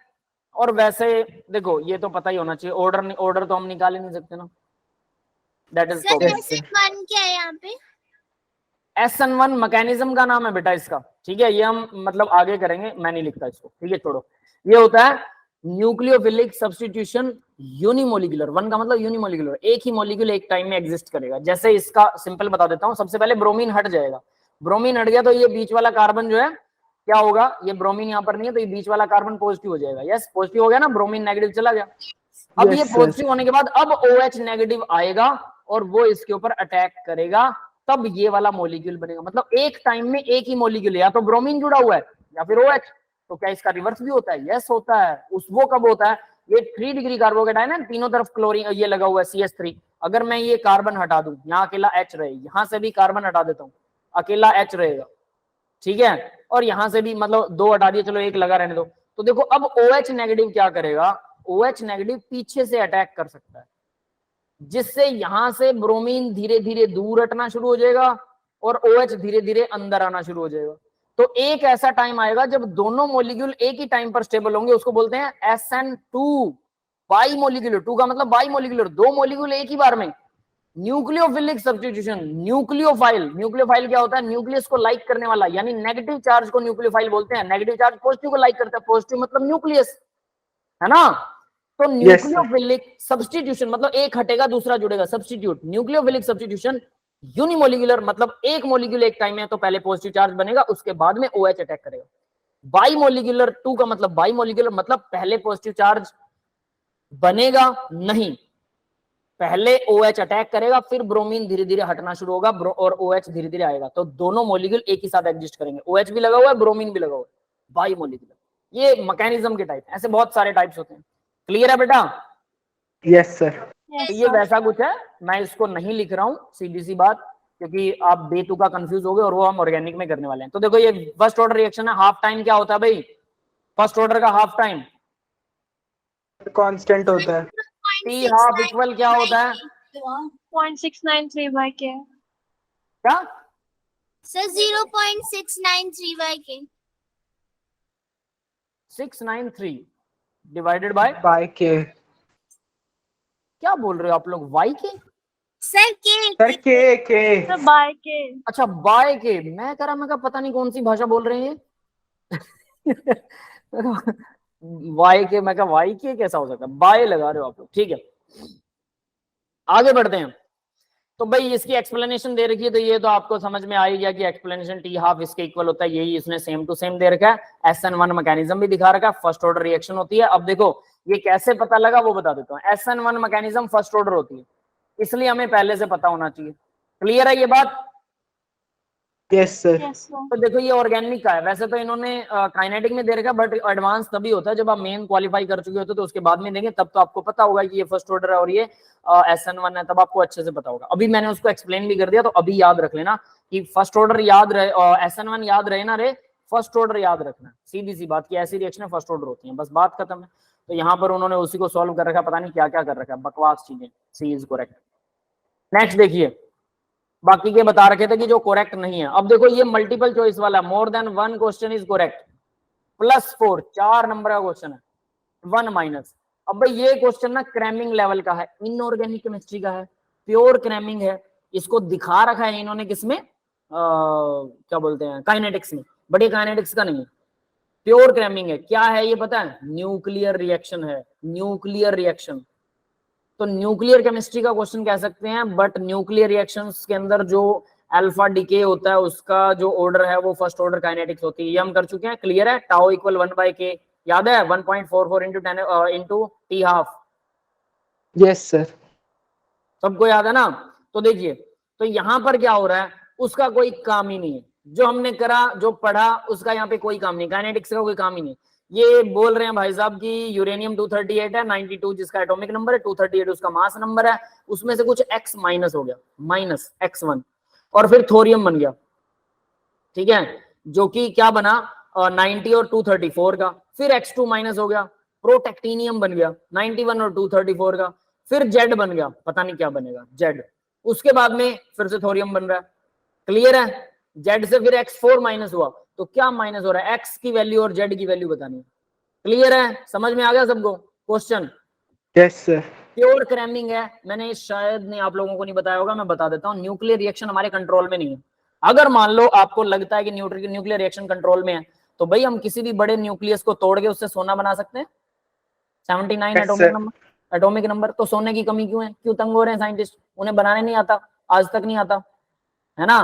तो न्यूक्लियर रिएक्शन को हम कंट्रोल नहीं कर सकते, सीधी साफ बात। तो यहाँ पर भी ये कंट्रोल नहीं हो सकती है, तो इसका रट्टा मारेंगे। जो बन रहा है अपने आप बन रहा है, अपने से बन रहा है, वी कांट कंट्रोल इट, तो भी रट्टा मारना है। तो आप लोग भी लगा लो, कोई बात नहीं है, रिएक्शन है। तो देखो इन्होंने बोला जेड आइसोटोप है यूरेनियम का, पहली बात ठीक है। और X2 जो है वो बीटा नेगेटिव है। बीटा नेगेटिव बता देता हूँ क्या होता है। बीटा नेगेटिव होता है इलेक्ट्रॉन नेगेटिव, सिंपली आप इसे इलेक्ट्रॉन मान सकते हैं। क्लियर है? X1 will be deflect toward negatively charge plate. X1 जो है डिफ्लेक्ट हो जाता है नेगेटिवली चार्ज प्लेट से। ये X1 का एक्सप्लेनेशन क्या दे रहा है? ठीक है, एक्सप्लेनेशन है कुछ। X3 जो है वो गामा रे है। अब गामा रे नहीं है, इसमें कोई गामा पार्टिकल निकलता ही नहीं है, तो ये डी वाला ऑप्शन गलत है।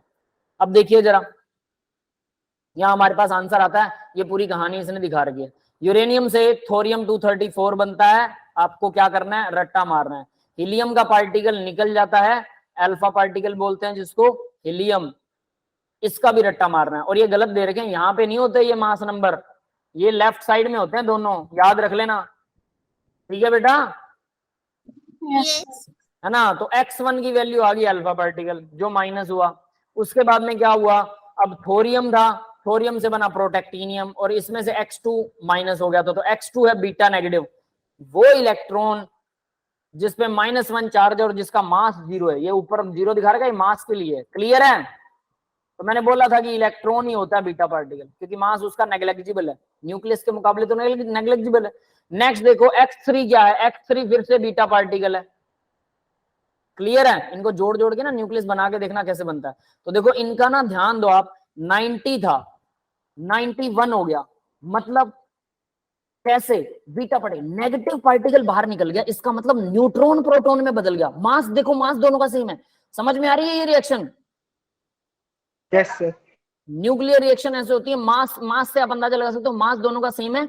और क्या हो रहा है? एक प्रोटॉन बढ़ गया। भाई कैसे बढ़ गया? मतलब न्यूट्रॉन प्रोटॉन में बदल गया। तो क्या निकलेगा? न्यूट्रॉन में से कोई नेगेटिव पार्टिकल निकल जाए तो न्यूट्रॉन पॉजिटिव बच जाएगा। और मैंने आपको शायद बताया था कि प्रोटॉन न्यूट्रॉन आपस में कन्वर्ट होते रहते हैं, और उसके अंदर जो होते हैं मीजोन पार्टिकल्स होते हैं, वो यही है। बीटा पार्टिकल बाहर निकाल दो, न्यूट्रॉन में से प्रोटॉन बन जाएगा। यस। अब बीटा पार्टिकल का मास तो है 0, बीटा पार्टिकल मास ना कम करेगा ना ज्यादा करेगा, तो मास नंबर वही है, बट प्रोटॉन न्यूट्रॉन का नंबर बदल गया। यस बेटा, समझ में आया प्रोटेक्टिनियम से थोरियम कैसे बन रहा है? Yes sir. ये बात। नेक्स्ट देखो अब जरा, फिर से यही करा इसने, तो क्या हुआ? 234 वही है, और 91 से 92 हो गया यूरेनियम, यानी फिर से बीटा पार्टिकल डिके हो गया। याद रखने का तरीका बता रहा हूं, ठीक है? जेड जो है वो हमारा यही है, जेड की वैल्यू भी आ गई, आइसोटोप ऑफ यूरेनियम है। नेक्स्ट उसके बाद देखो 230 रह गया। अब चार चीजें गायब हो रही हैं। 4 मास तो हीलियम का होता है, हीलियम ही गायब हो सकता है, या अल्फा पार्टिकल निकलेगा। क्लियर है? और 2 उसमें प्रोटॉन होते हैं, 2 न्यूट्रॉन होते हैं, टोटल 4, तो 2 प्रोटॉन गायब हो जाएंगे। 92 में से 2 गए तो 90 बचे। यस, समझ में आ गया सबको? Yes sir. अगर ये रिएक्शन याद है, या थोड़ा सा लॉजिक लगा लो ऐसी रिएक्शंस पर, ये बीएससी में भी आती हैं डिटेल में ऐसी रिएक्शंस, ठीक है? कहीं जहां आपके सामने आ गई तो 2-4 रिएक्शन और हैं, तो मैं आपको याद करवा दूंगा, 4 नंबर पक्के, 2-4 रिएक्शन। तो याद ही करना पड़ेगा, समझ के आएगा। हाँ वही, लेकिन थोड़ा समझ भी है ना बेटा, बीटा पार्टिकल निकालना है या हीलियम निकालना है, कुछ में से गामा भी निकलते हैं। इतना आसान भी नहीं, ये बड़ी आसान लगी होगी आपको, है ना, कि ठीक है निकालते जाओ और हो जाए, लेकिन कितने निकलेंगे, कब हीलियम निकलेगा, कब बीटा निकलेगा, थोड़ा सा सोच सकते हो, बट थोड़ा सा आपको याद करना पड़ेगा।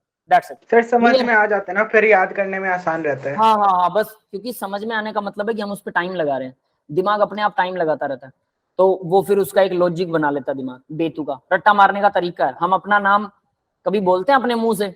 नहीं बोलते, कोई दूसरा ही बोलता है, लेकिन हमारा माइंड उसको हमेशा याद रखता है कि ये बोला तो तेरे को बोल रहा है, ये बोला तो तेरे को बोल रहा है। अगर आप लोग जैसे हर रोज क्लास में आते हो, ठीक है, 4-5-6 बच्चे हो आप लोग, तो हर रोज अगर क्लास में आ रहे हो तो मुझे अब आप लोगों के नाम लगभग याद हो गए, है ना, सबके नाम याद हो गए। लेकिन अगर 50-60 बच्चे हैं तो सबके नाम याद रखना मेरे लिए बहुत मुश्किल होगा, फिर मेरे को सभी को नाम से बोलता रहूं। अभी मैं नाम से नहीं बोलता ना किसी को भी, जनरली बहुत कम बार नाम लेता हूँ, दूसरे टीचर शायद ज्यादा नाम लेते हैं मेरे मुकाबले, ठीक है, तो उनको नाम ज्यादा याद रहते हैं, मैं कम रिपीट करता हूँ, मुझे कम याद रहते हैं, बट एटलीस्ट मैं आपको सामने रोज देख रहा हूँ तो मुझे याद रहेगा, नो वरी, है ना। देखने का मतलब ही इतना होता है कि हमारा माइंड अपने आप रिवाइज कर देता है। जैसे आप लोग मुझे देख रहे हो ना, भले आप लोग मेरा नाम कभी नहीं लोगे, लेकिन हर रोज देख रहे हो तो आपके दिमाग में आएगा, हाँ ये मंजीत सर है। हर रोज आपका दिमाग रिवाइज करता है इस बात को 1-1.5 घंटा, जब भी हम क्लास लगाते हैं कि ये मंजीत सर है, ये मंजीत सर है। भले आप मेरा नाम जिंदगी भर ना लो, लेकिन फिर भी वो हर रोज देखने से रिवाइज। हम किसी बंदे को देखते हैं ना, हम कभी बोलते हैं अपने पापा को नाम लेके, नहीं बोलते, लेकिन उनको डेली देखते हैं, उनका नाम, हमारा माइंड उसको रिवाइज कर रहा है, हमें पता भी नहीं है लेकिन हमारा माइंड उसको रिवाइज कर रहा है। इसीलिए आपको बोलते हैं रिवीजन करो, मतलब एक बार पलट के देख लो, पेज पढ़ के देख लो, बस माइंड अपने आप रिवाइज कर लेगा, आपको पता भी नहीं लगेगा कि माइंड ने रिवाइज कर लिया। यही प्रैक्टिस है, लिख के देखोगे आपका माइंड उसको रिवाइज कर रहा है, स्ट्रांगली रिवाइज कर रहा है। That is the psychology. Clear है बेटा? Yes sir. चलिए आगे बढ़ते हैं हम जरा, देखें कितने क्वेश्चन रह गए। खत्म, ठीक है, लास्ट ही था ये।